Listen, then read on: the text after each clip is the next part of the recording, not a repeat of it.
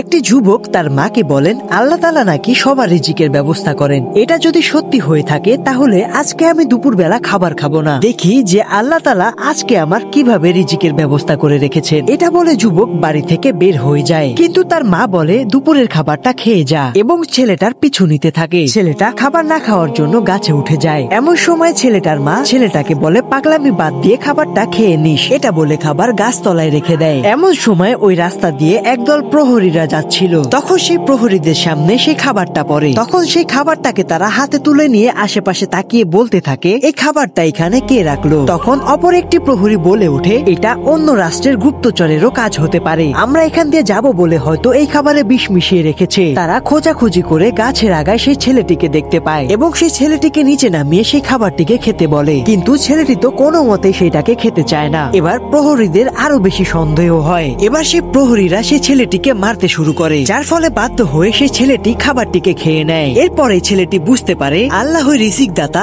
এবং আল্লাহই সর্বোত্তম পরিকল্পনাকারী। তুমি যদি আল্লাহকে ভালোবেসে থাকো তাহলে এই ভিডিওর কমেন্ট বক্সে প্রকাশ করতে পারো।